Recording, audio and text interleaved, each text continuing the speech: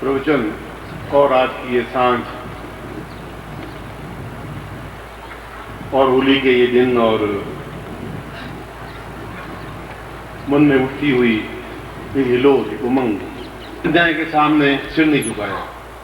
चाहे मेरी माँ हो, चाहे बाप हो, चाहे भाई हो, चाहे समाज हो, चाहे कुटुंब हो, शुरू से ही ऐसी प्रवृत्ति रही। चाहे स्कूल में पढ़ा तब भी और चाहे कॉलेज में प्रोफेसर बना तब भी।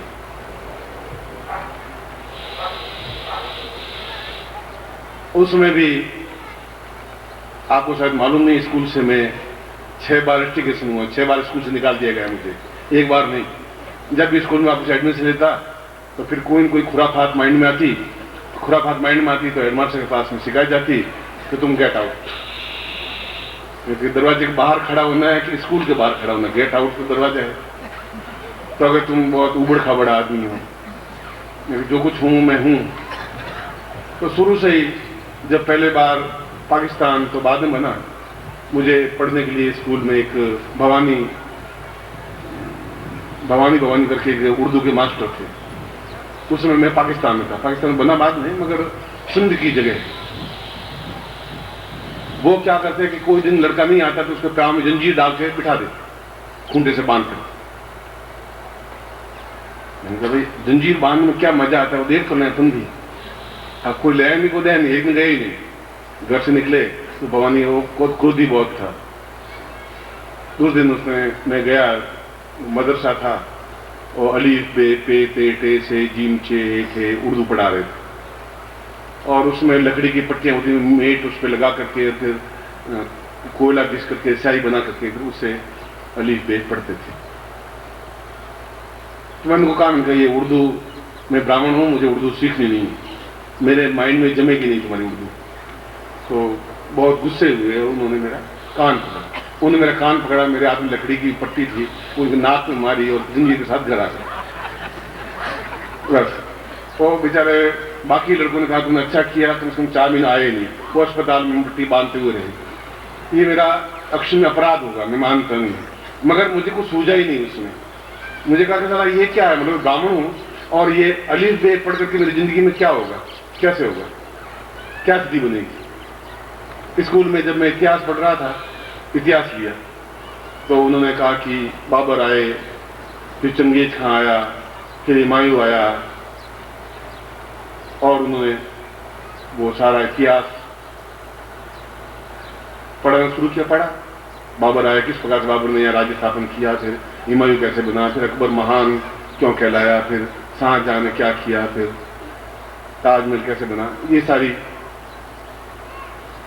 मैंने उनको कहा मैंने कहा तुम इतिहास पढ़ा रहे हो हमारे साथ, मगर इसके अलावा भी भारत में और कोई पैदा हुए, बस ये चंगेज खां और बाबर ही पैदा हुए, शंकराचार्य पैदा नहीं हुए क्या यहाँ? और कोई ऐसे देवर्षि वशिष्ठ पैदा नहीं हुए, विश्वामित्र पैदा नहीं हुए, गर्ग अत्रि कणाद पैदा नहीं हुए, कृष्ण पैदा हुए ही नहीं, बस ये मुसलमान पैदा हुए। और क्या अत्याचार ही इस देश में रहा, क्या ज्ञान की गंगा प्रवाहित हुई नहीं? और उस समय तो इतनी बात कहना ही अपने आप में बहुत भीषण अपराध। वो गए हेडमास्टर के पास देकर के मैं स्कूल में इतिहास नहीं पढ़ाऊंगा, ये लड़का बहुत खुराफाती है। हेडमास्टर ने बुलाया, क्या करते हो तुम? मैं कुछ नहीं करता हूँ, मैं मतलब बताया कि इसके अलावा इस इतिहास में ये चीजें भी पढ़ानी चाहिए जो इनको ज्ञान है ही नहीं। शंकराचार्य के बारे में इनको कितना ज्ञान है, वशिष्ठ के विश्वामित्र के बारे में इनको क्या ज्ञान है? जब वो ज्ञान नहीं है तो फिर ये ज्ञान जबरदस्ती मेरे माइंड में क्यों ठूसा जा रहा है? बाबर आए होंगे, अत्याचारी होंगे, हमारे पूर्वज कमजोर होंगे, उन्होंने अत्याचार सहन किया होगा, हम अत्याचार क्यों सहन करेंगे? कि तुम स्कूल से चले जाओ। चले जाओ, स्कूल चले गए। फिर पिताजी आए, तू स्कूल पढ़ा कर, तू नहीं पढ़ेगा तो करेगा क्या, जिंदगी कैसे तेरी बीतेगी? मैं जिंदगी जैसे बीतेगी जैसे बीत जाएगी, उसमें जिंदगी में क्या है, बीता नहीं है जिंदगी। उसके बाद थोड़ा बड़ा हुआ तो शादी कर दूंगा कि अब इसकी शादी कर दो, नहीं शादी कर तो ये सारा उलझ जाएगा, गड़बड़ हो जाएगा, इसको तुरंत शादी करो। माँ दौड़ धूप करके जब मैं 12 साल का जवान पट्टा हो गया, सारा उठ नहीं पा रहा था, तब मेरी शादी कर। अब मैं समझू नहीं पत्नी का मतलब क्या होता है, 12 साल का बच्चा क्या समझे? और पिताजी निश्चिंत, अब कहीं भागेगा नहीं, कोई गड़बड़ होगा नहीं, बस अब ठीक ठाक। और तो शादी के बाद में साल भर हो गया, 1.5 साल हो गया, न तो पत्नी आई न मैं ससुराल गया, क्योंकि उसमें पत्नी 2-3 साल बाद आती थी। मैंने कहा नहीं आयत नहीं आई, मुझे मतलब उसको लेन देन नहीं। मैंने पिताजी को पूछा, भाई शादी मेरी किससे की है? घूंघट वाली से की है, मगर कैसी है? काली है, पीली है, लाल है, हरी है? कुछ आप मुझे दिखाइए, कुछ पता तो पड़े। उन्होंने कहा कि तुम बेशर्म हो गए हो, तुम्हें मतलब क्या देखना है?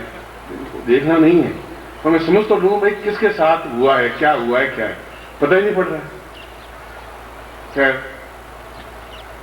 फिर पत्नी घर आई, उसके 4-6 महीने बाद मैंने कहा कि ऐसा जीवन कटेगा नहीं और संन्यास लेना है मुझे, एक दृढ़ निश्चय। उस समय भी मैं रात भर कहीं बाहर पड़ा रहता, घर में रहता ही नहीं। कभी घर आता तो 5-7 दिन घर में ही रहता। कभी कुछ ऐसा ही जीवन, एक अपने आप का जीवन रहा। जबरदस्ती अगर मेरे ऊपर कोई बात थोपी गई तो मैं आज भी सहन नहीं कर सकता, एकदम आग लग जाती है, मगर अब एडजस्टमेंट कर लेता हूं। उस समय एडजस्टमेंट होता ही नहीं था, आज भी नहीं होता है। जैसे से अगर कहे तो मैं नहीं सहन कर सकता। कोई विद्वान मेरे सामने आके खड़ा हो तो मैं आग हो जाती है, मैं सहन नहीं कर पाता। कोई ललकार दे, मुझे चुनौती दे दे तो मैं खत्म हो जाना ज्यादा पसंद करता हूं, मगर इस प्रकार से सिर झुका के नहीं चल सकता।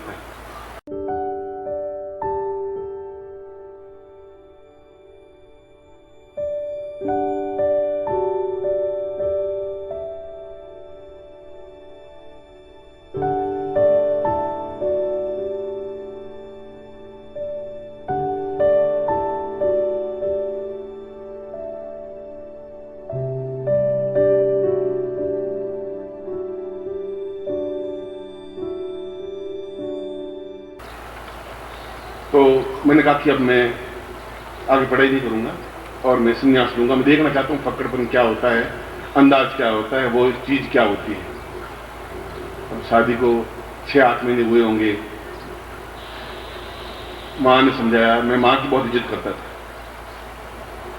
पिताजी बहुत क्रोधी थे, उनको भी समझाया। मैंने कहा कि सैकड़ों हमारे पूर्वज सन्यासी बने हैं, ऐसा सन्यासी बनने का मतलब ये नहीं मैं घर बार छोड़ के बीच में आऊंगा, मगर मैं उस जीवन को देखना चाहता हूँ, उस हिमालय को देखना चाहता हूँ। मेरे भारतवर्ष क्या है, क्या विद्या है, क्या नहीं है। मैं ब्राह्मण हूँ, क्या ब्राह्मण मेरे कर्तव्य हैं, क्या विश्वामित्र थे, ये जो सब कुछ लिखा हुआ है क्या सत्य है, प्रमाणित है, क्या झूठ है, छल है। मगर मेरी बातें उनके गले उतर नहीं रही थी। वो कह रहे तुम बस शादी ब्याह कराओ, दक्षिणा मिल जाए, 5 रुपए 2 रुपए लाइए और जीवन इस ढंग से बीतना चाहिए। ब्राह्मण हो, ब्राह्मण का मतलब यही है। वो मुझे अपने ढंग से शिक्षा देते, मैं उनकी शिक्षा मेरे गले उतरती नहीं।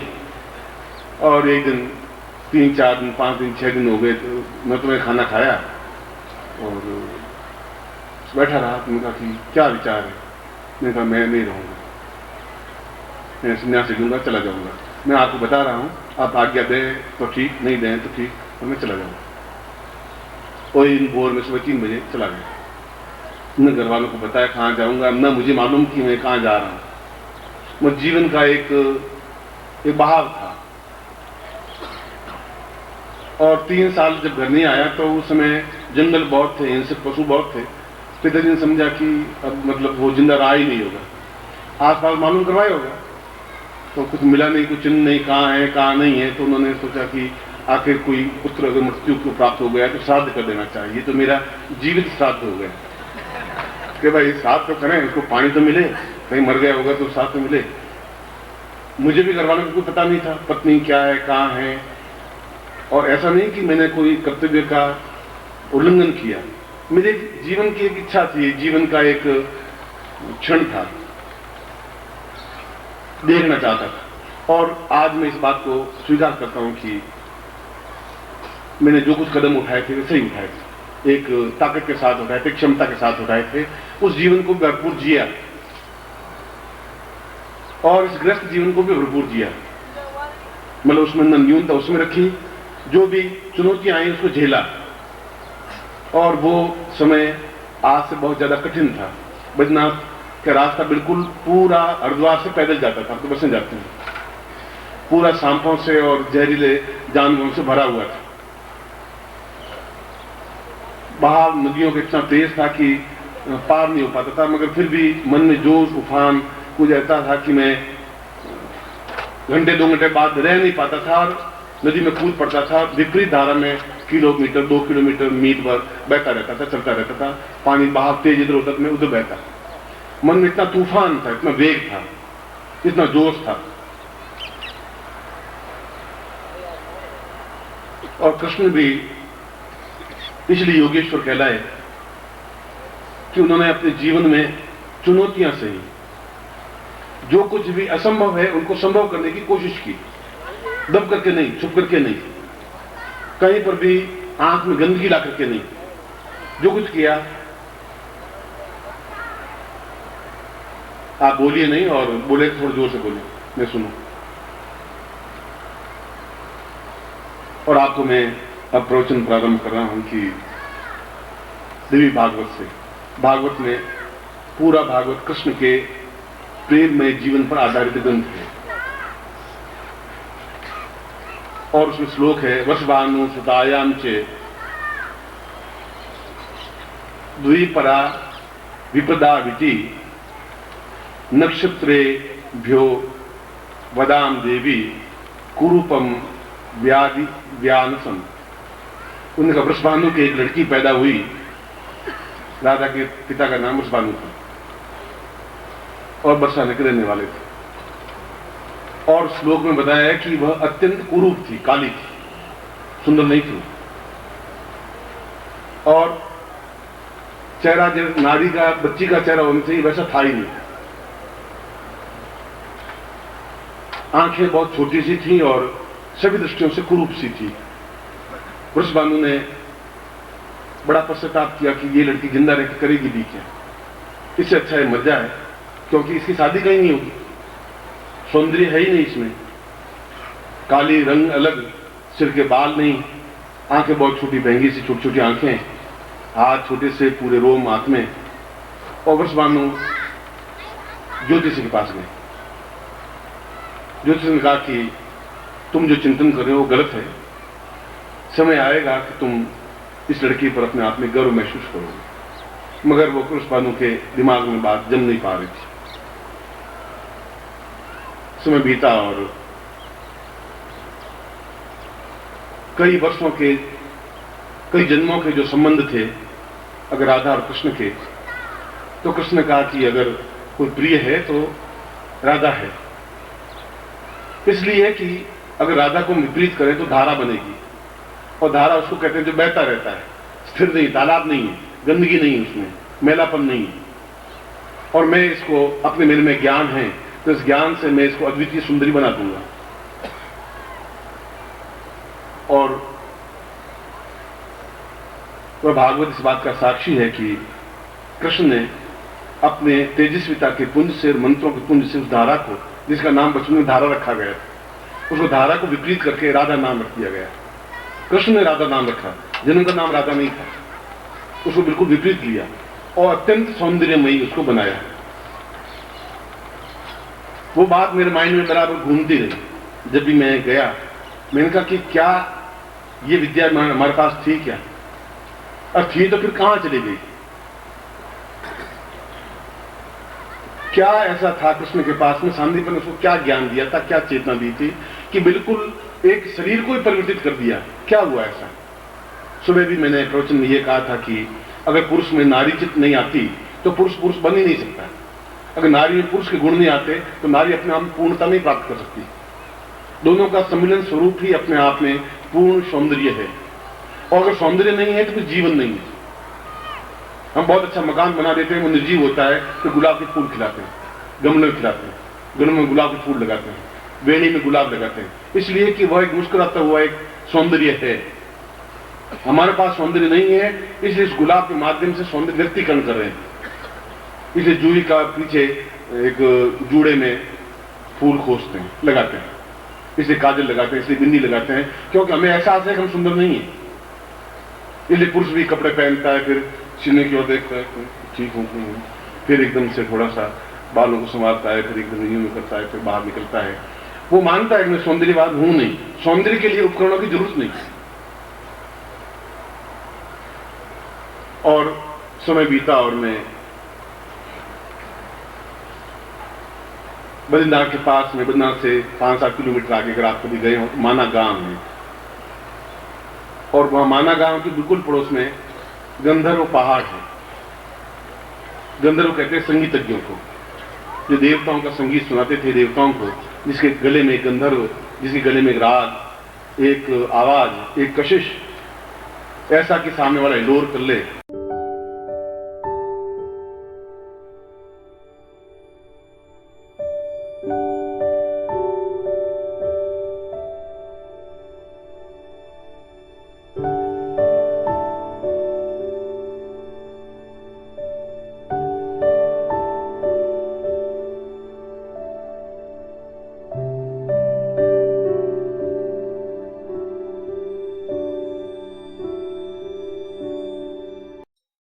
ओम परम तत्वाय नारायणाय गुरुभ्यो नमः। ओम ह्रीं मम प्राण देह रोम प्रतिरोम चैतन्य जाग्रय ह्रीं ओम नमः। ओम भूर्भुवः स्वः तत्सवितुर्वरेण्यं भर्गो देवस्य धीमहि धियो यो नः प्रचोदयात्।